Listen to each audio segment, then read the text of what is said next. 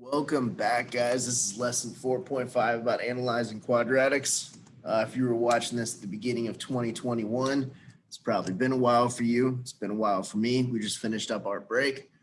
I hope you had a fantastic break. If you were watching this after 2021, well, I hope you had a good break too. I just don't know when that break was or when it will be. But today we're going to talk about analyzing quadratics. Today's going to be a little bit of a longer video because there's a lot of different things that we're going to analyze. So let's go ahead and get cooking, talking about analyzing quadratics. So first thing we're going to talk about is axis of symmetry. We've done this before. We know that x equals negative b over 2a. All right, so if we know that x equals negative b over 2a, then when I'm doing this is going to be, in this case, negative 4 over 2 times negative 2. 2 times negative 2 is negative 4. Negative 4 divided by negative 4 is 1. So then my axis of symmetry is x equals 1. So one thing that I want to relate to the axis of symmetry and graphically relate to the picture of the parabola is that the axis of symmetry is always going to pass through the vertex of the parabola. So what that means is I can tell that this opens down. What that means is the vertex right here, this axis of symmetry, x equals 1, will pass through that vertex, meaning this vertex, which is a coordinate, has an x value of 1. And that's important because we also want to be able to identify the coordinates of the vertex in standard form and in vertex form. We'll talk about vertex form first because this is the one that is actually fairly easy to identify it with. Both of them are fairly easy, but this one is pretty straightforward. This function right here, this is what it looks like in vertex form. If you want to practice putting things in the vertex form, this is what it looks like. So you can use this to practice. So really what I'm looking for is I'm going to identify transformations to identify the vertex. So this graph, really what I'm worried about is where it translated horizontally. So this one went right 1, and then vertically it went up 7, which means the vertex is going to be located at the coordinate 1, 7. So now we're going to show how to do this in standard form also. If you are having trouble translating into vertex form, we're going to show what it looks like in standard form. So in standard form, we just figured out that negative b over 2a, x equals 1 was the axis of symmetry, which means that this is the x coordinate of the vertex. This is the vertex's x coordinate. So just like with any other coordinate, if I have the x coordinate, then to get the y coordinate, I would plug it into the function. So I'm going to find f of 1. So f of 1 would be negative 2 times 1 squared plus 4 times 1 plus 5, which would give me 7, which means that the vertex has the coordinates 1, 7. Same thing that we got from the vertex form equation.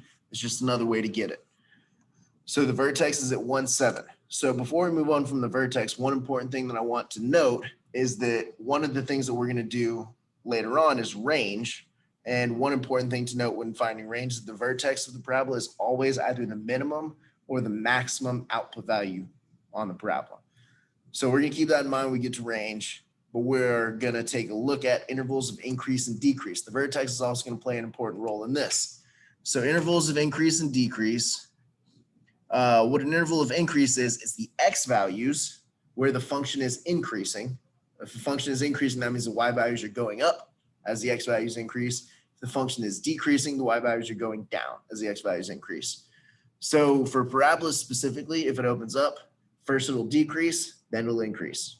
If it opens down, then it'll increase first, and then it'll decrease. So we're going to take a look at what this looks like on a parabola. So I have the graph over here covered up, but what I want to think about is this is the same equation I've been using this whole time. So what I want to think about before actually looking at the actual graph, I know that this vertex is at 1, 7, and I know that this parabola opens down.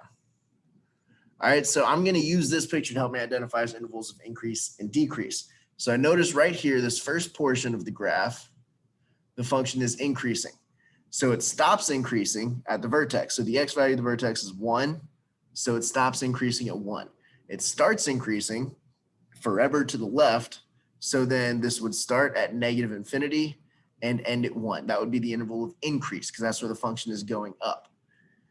Now, if I look over on the right side over here, this is where the function is decreasing, so it's going to decrease from 1 to infinity. All right, so then just take a look at what the actual graph looks like. This is the actual graph. Our rough sketch gave us everything we needed to identify these intervals of increase and decrease without looking at the actual graph. So next, let's talk about the discriminant. So we've actually talked about the discriminant before. If you need to pause the video to write down some of this stuff, you can. But the discriminant is going to be very helpful for evaluating and also for solving quadratics. So sorry, those are the same thing. But the discriminant is going to be very helpful for identifying some things graphically and also for solving quadratics. So the discriminant is b squared minus 4ac. So this is the discriminant for quadratics. All right. So that's the part underneath the radical in the quadratic. So there are three things that could happen here with the discriminant. One of them is the discriminant is positive. So if the discriminant is positive, the function has two real zeros. And we're going to talk about what zeros, roots, and x-intercepts are in a second. But if it's positive, you have two real zeros, which basically means it's going to hit the x-axis twice. So within positive discriminants, if it's a perfect square, the two answers are rational, meaning that your quadratic is most likely factorable.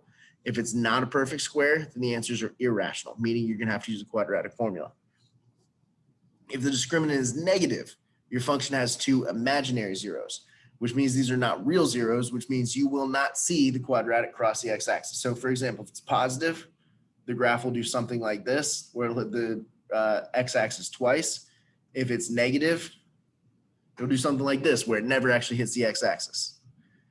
All right, and then for our purposes, we're done there. We can't find those zeros, we're done. When you take algebra 2, you will deal with complex numbers and figure out what the values actually are. And then if it's 0, your function is going to have one real zero, which means basically the vertex is going to be on the x-axis. Whether it opens up or down, if it's 0, your vertex will be on the x-axis. And it also means that your quadratic is a perfect square. All right, so and then the last note down here, if the quadratic or the discriminant can help with factoring, if it's positive and perfect square, then you can factor it with integer coefficients.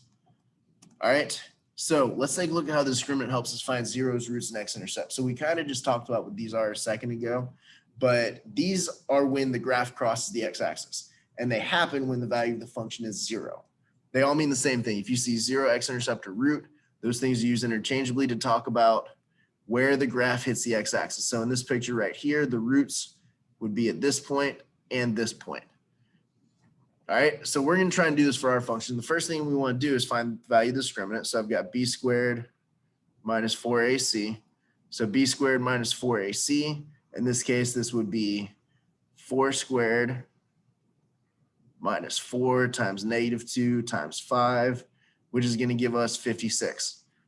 So because this is 56, it's positive, I have two real zeros. It's not a perfect square, so I'm not going to try to factor. So I'm going to go straight to the quadratic formula. So this is going to be -4 plus or minus the square root of 56 over -4. I'm just going to go ahead and skip this because we know the quadratic formula. It's 2 times a. A is -2.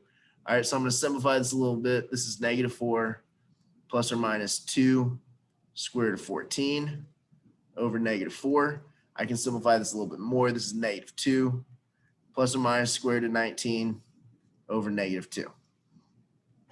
Just divided everything by 2 because I can factor a 2 out of the numerator, and I'm left with this. So these would be my roots. They are two irrational roots. The decimal approximations of them, if you want to grab your calculator, these are approximately -0.87 and then 2.87. All right, so talked about a whole bunch of stuff so far, but we're going to keep on rocking and rolling. Basically, zeros, roots, and x-intercepts, they come from solving the function when it's equal to 0. All right, and then this is just another look at a graph that shows the roots. And we're actually going to do one other thing with these roots is we're going to say, all right, if I look at this function right here, so this is not the same function that we've been dealing with. I'm just going to show you this graph right here. If I look at this function right here, I notice that its roots are at -2 and 4. So eventually we will write the entirety of this equation, but for now we're going to look at this and say, all right, if I have roots at -2 and 4, one possible function f of x, they could have roots at -2 and 4, would be the function x plus 2 times x minus 4. Because if I write this in factor form, if I set it equal to 0 and solve it, it gives me these two roots. So if I have the roots and I want to write the function, I can just basically write out factors where if I plugged in -2 or 4, it would give me 0 for one of those two factors.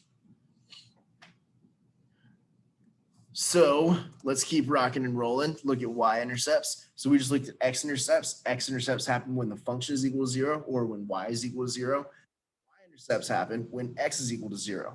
And for quadratics, these are really very easy to find because if I have f of 0, then anytime that I do this, when I plug in 0 for all the x values, all that I'm left with is the constant.